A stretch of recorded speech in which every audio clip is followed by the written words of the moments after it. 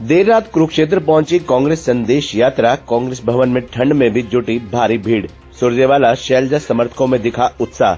जी हां, कांग्रेस के एसआर के ग्रुप द्वारा निकाली जा रही कांग्रेस संदेश यात्रा रविवार देर रात कुरुक्षेत्र पहुंची।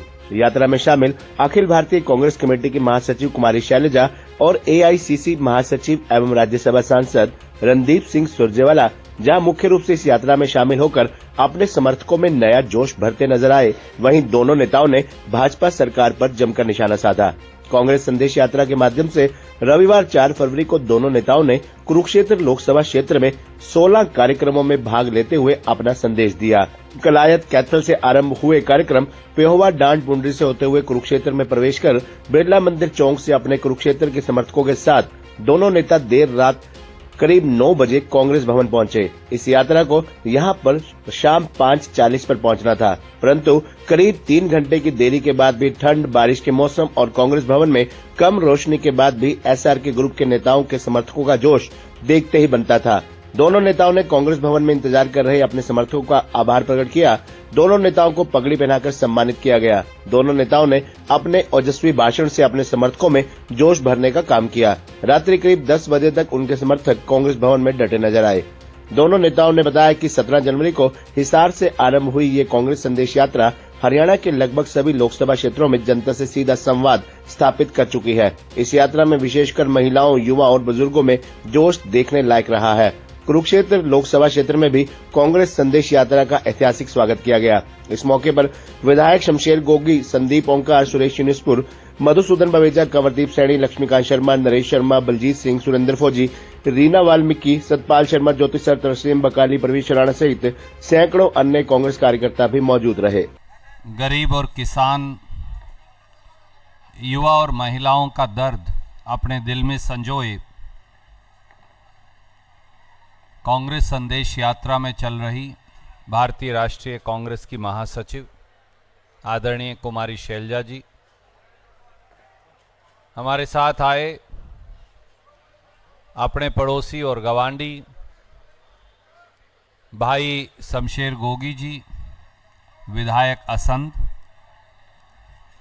महिला कांग्रेस की प्रदेश अध्यक्ष सुधा भारद्वाज जी, पूर्व विधायक रिसाल सिंह जी, पूर्व मंत्री सैनी साहब, पूर्व विधायक भाई रणधीर जी,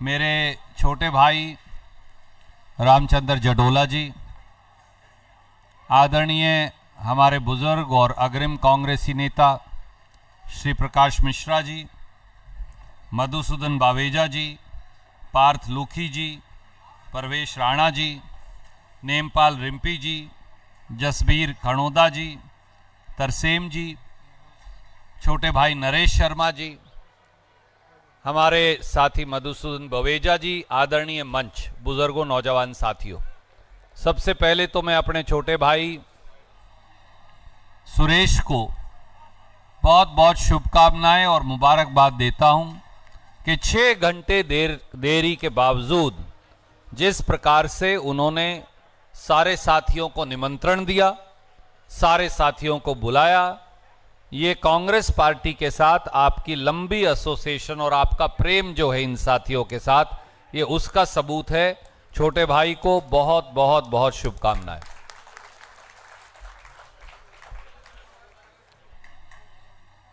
कांग्रेस संदेश यात्रा जिसकी चर्चा सुरेश भाई इस मंच से कर रहे थे, यहां बहुत सारे कांग्रेस पार्टी के साथी बैठे हैं, बहुत सारे और साथी भी जो आए हैं वो बैठे हैं, मेरी माताएं बहनें भी। कांग्रेस संदेश यात्रा की जरूरत क्यों पड़ी? ये जो जीटी रोड का इलाका है, अगर मैं यहीं से इसकी शुरुआत करूं तो पानीपत से कालका और कालका से कैथल, जींद, उकलाना, बरवाड़ा, नारनौल, ये इलाका हरियाणा का बहुमत पैदा करता है। अगर आप अपना संख्या बल गिनो तो हरियाणा के सबसे ज्यादा विधायक आपके इलाके से आते हैं, परंतु उसके बावजूद भी उत्तरी हरियाणा का यह इलाका सत्ता से महरूम क्यों है? क्या कारण है कि राज्य के अंदर कुरुभूमि, कुरुक्षेत्र सहित इस पूरे इलाके की हिस्सेदारी क्यों नहीं हो पाती? क्या कारण है कि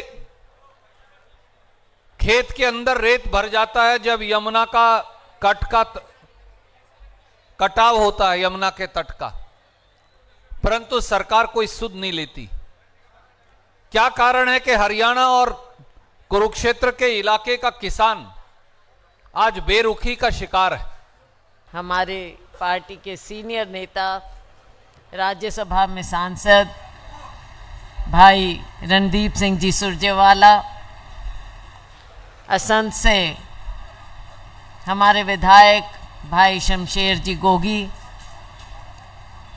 हमारे पूर्व विधायक रिसाल सिंह जी, हमारे पूर्व विधायक रणधीर जी धीरा, हमारे अन्य सभी सम्मानित मंचासीन साथीगण, मैं सुबह ही सुरेश जी को कह रही थी कि हम टाइम कुछ दे देते हैं लोगों को और लोग बैठते हैं इंतज़ार करते हुए, और हम 5-5, 6-6 घंटा लेट पहुंचते हैं, तो लोगों का क्या हाल हो रहा होगा। तो मैं इनको कह रही थी कि अब 2-4 घंटे बाद का टाइम देना, लेकिन उसके बावजूद रात के 10 बज गए। मैं बहुत आपकी आभारी हूँ कि मौसम ख़राब होने के बाद भी आप लोग यहाँ पर बैठे हैं इंतज़ार में, और ये आपका इंतज़ार साफ बता रहा है कि आपका मन से जुड़ाव है, मन से जुड़ाव है कांग्रेस पार्टी के प्रति। मन में एक इच्छा है कि आगे आने वाला समय बेहतर हो। मन में एक इच्छा है कि आने वाले समय में एक बदलाव आए। आप लोग न जाने कब से, जैसे भाई रणदीप जी कह रहे थे, कितने साथी यहाँ पर मौजूद हैं जो अपने यूथ कांग्रेस के समय से कांग्रेस पार्टी का झंडा उठाए हुए, और कांग्रेस पार्टी भी इसीलिए जिंदा है कि हमारा वर्कर लोगों के बीच में रहता है, लोगों की बात को उठाता है, लोगों की आवाज़ को सुनता है। और एक और कारण यह है कि कांग्रेस पार्टी कभी झूठ नहीं बोलती। समय बदल गया है, ज़माना बदलता जाता है। पिछले 10 साल में हम देख रहे हैं कि कैसे झूठ की राजनीति चल रही है, जुमलेबाजी की राजनीति। साथियों, सच बताती हूँ, हम धर्म नगरी में बैठे हैं, खड़े हैं, ये शब्द जुमलेबाजी हमने कभी सुना ही नहीं था। वैसे कहा जाता था कि जुमले हैं और हैं, लेकिन राजनीति में कभी इस शब्द का इस्तेमाल नहीं हुआ। लेकिन जब मोदी जी ने आकर कहा, मेरी बहनें बैठी हैं यहाँ पर, कि मैं सबके जेब में 15 लाख रुपए दे दूंगा, साल में 2 करोड़ नौकरियां दे दूंगा, तो सबने विश्वास किया। क्योंकि हमेशा राजनीति में और ऐसे मंच पर अगर बड़े लोग कुछ कह देते थे तो लोग समझते थे कि ये सच कह रहे हैं और ये होगा। लेकिन जब समय आया, ना 15 लाख, ना नौकरियां, कुछ नहीं, तो लोगों ने पूछा माननीय गृह मंत्री जी से, अमित शाह जी से पूछा कि क्या हुआ? आपने कहा था कि विदेशों का सारा काला धन वापस लाएंगे और सबके जेब में, सबके खाते में 15 से 20 लाख देंगे, तो क्या हुआ? तो उन्होंने कहा यह तो चुनावी जुमला था। तो साथियों, सबको बड़ी हैरानी हुई। खबरनामा हरियाणा के लिए डॉक्टर राजेश वधवा की रिपोर्ट।